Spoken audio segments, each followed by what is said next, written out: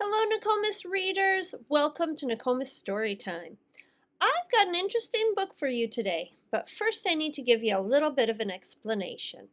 Tomorrow is the beginning of March, and the month of March is marked by the number 3.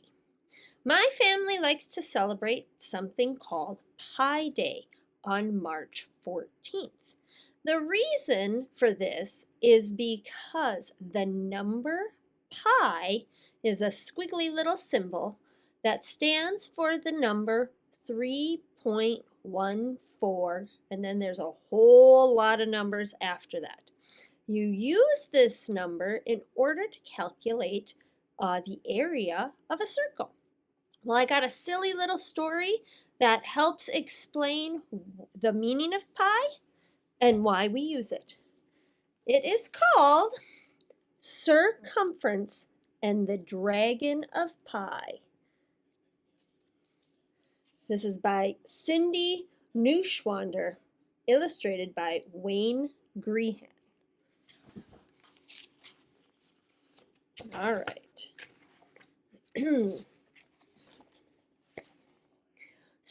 Cumference and his son Radius sat in the shade of a tree, enjoying a delicious midday meal. Partway through the lunch, Cumference grabbed his stomach and doubled over in pain. "Oh, my belly," he wailed.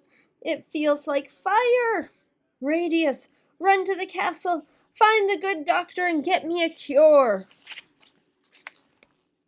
Radius ran to the castle and up a winding staircase to the doctor's workroom. The doctor was out. Radius entered the mysterious place full of plants and potions. "What shall I do?" he wondered. "Father is in great pain. I've got to bring him something." Radius looked at several bottles. He murmured. "This says Fire Belly. Father has a fire in his belly. Maybe this will cure it." Radius picked up the bottle and hurried back to Cumference. The knight gratefully took the bottle and gulped the liquid down. Kaboom! Cumference disappeared, and a dragon now sat on the grass. "Ah!" screamed Radius. "Where is my father?" "Here," hissed the dragon, flame slithering out of his mouth. "Help me," it pleaded, and belched puffs of smoke into the sky. "I feel beastly." Its arms pedaled wildly as its tail thrashed back and forth. "Don't worry, Father, I'll get help," Radius called over his shoulder as he ran back toward the castle. The guards on watch had also seen the big explosion. When the smoke cleared, they saw the dragon and alerted everyone in the castle to the danger. Plans were made. Messengers were sent across the countryside to ask nearby knights to come and vanquish the fire-breathing beast. "Mother, mother!" called out Radius as he hurried into the castle. "There you are," answered his mother. Lady Di of Amateur looked relieved. "Come inside, quickly. A dragon has been spotted nearby." "I know," Radius answered. "It's Father." Radius told his mother what had happened. "We must find another potion that will change your father back into himself. I'll go look for the doctor," she said. "We don't have much time. The knights plan to slay the dragon tomorrow morning." Radius ran back to the doctor's workroom. He looked at drawings and notes. He peeked inside boxes and bags. He searched through book after book. Finally, he spotted a curious-looking container with a set of spoons and a poem. It might be the cure. "The circles measure. Measure the middle and circle around. Divide so a number can be found. Every circle, great and small, the number is the same for all. It's also the dose, so be clever, or a dragon he will stay forever." "Measure the middle and circle around?" thought Radius. "I'll bet Geo of Metri can help." Carpenters measure things every day. Geo was with his brother, Sim, when Radius arrived at their workshop. They were looking at a wheel Sim had made. No matter where you look around the circle, the spokes go across the middle and cut the circle exactly in half, Sim said. Such a lovely design, complimented Geo. When Radius heard across the middle and around the circle, he had an idea. He needed to go back and reread the poem. Goodbye, he called as he rushed out. As he ran through the kitchen, he saw his cousin, Lady Fingers. She was baking pies. She measured strips of dough into equal lengths with the span of her fingers. Help me finish the last pie, please, she pleaded. Radius thought about Sim's wheel. He arranged the strips on the pie like the spokes. There were 3 strips left over. He draped them around the rim of the pie pan. 1, 2, 3 strips go almost all the way around the edge. Pinky, may I have a little more dough? Asked Radius. Pinky was Ladyfinger's nickname. Ladyfingers handed him another strip of dough. Radius folded it in half, but half was longer than he needed. He folded it in quarters, but even a quarter of the piece was too long. He folded it in eighths, and an eighth was almost right. Almost, but not exactly. Pinky, I've got to get going, said Radius. Farewell. Radius knew the magic number was more than 3, but exactly how much more did it take to make a whole circle? Back in the workshop, Radius found Geo's measuring tape, a long strip of cloth marked in inches. He measured 49 inches across the middle of a wheel and 154 inches around the outside edge. 154 divided by 49 is 3 1/7, he figured out. Radius measured big wheels and small wheels. Every time the distance around was 3 1/7 times the distance across. He stuffed the measuring tape into his pocket and ran off to the doctor's room. As Radius ran around the corner, he saw his mother coming toward him. There you are, Lady Di cried. I cannot find the doctor anywhere. What are we going to do? It's all right, Mother. I know what to do. He showed her how he figured out the magic number. He measured an onion slice, a basket, a bowl, and a round cheese. Lady Di drew some diagrams to show the measurements. This makes sense, she said. Good work. I'll go and tell your father while you get the medicine. Don't forget, we have only until morning.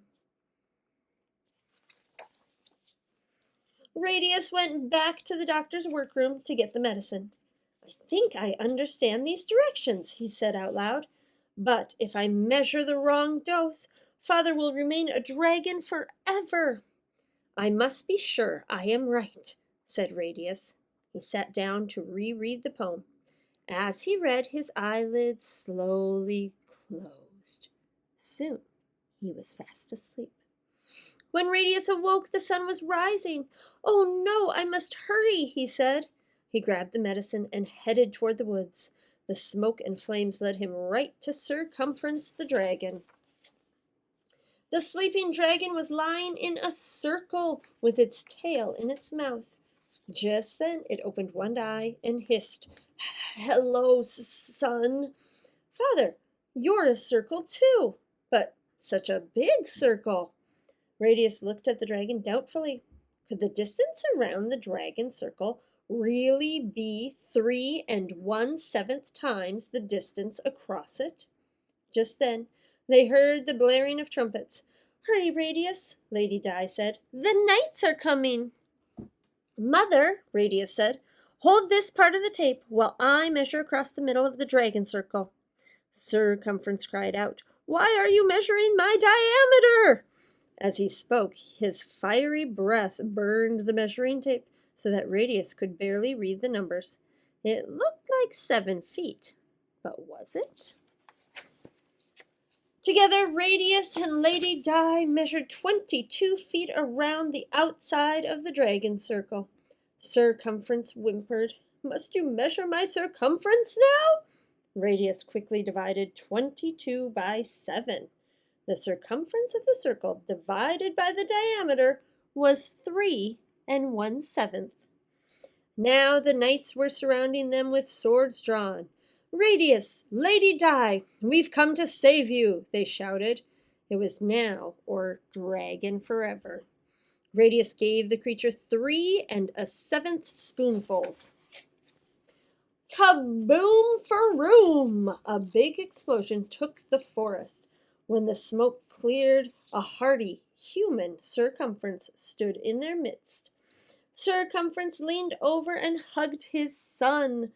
"Thank you, Radius, but how did you do it?" Radius explained about the pie and the measurements. Circumference and the knights listened with amazement. Cheering, they swept Radius up on their shoulders and returned to the castle. "Pies! Let's eat some pies!" shouted Circumference. "Radius saved my life because of a pie." At the celebration, Radius held up a pie and explained what he had discovered. "I found out that the outside edge of a circle called the circumference is 3 1/7 times as long as the diameter, which is the measure across its middle. It is true for any circle." "I say we honor this new discovery," said Circumference. "From now on, pie with an E will be for eating. Pie without an E will be the name of this number for all things round." Geo and Sim stepped forward and gave Radius a present. "This is a drawing compass. May it lead you to other great discoveries about circles," they said. And Radius had the seat of honor for the entire pie celebration, which lasted 3 days, 3 hours, and 24 minutes. Pi is an interesting number. We often represent it with the 16th letter of the Greek alphabet. It is usually expressed as a decimal number, 3.14159. The part to the right of the decimal point is about 1/7. All right, that was Circumference and the Dragon of Pi by Cindy Neuschwander, illustrated by Wayne Geehan. So, if you want to, you can try at home. Take a circle, measure around, measure across, and see if he is right that the circle around is 3 1/7, the line across. All right, we'll see you back here again tomorrow. For those of you who are keeping track of your reading minutes today, we read about 12 minutes today. So keep on reading. We have 1 week left till our readathon's over. We'll see you again tomorrow. Bye.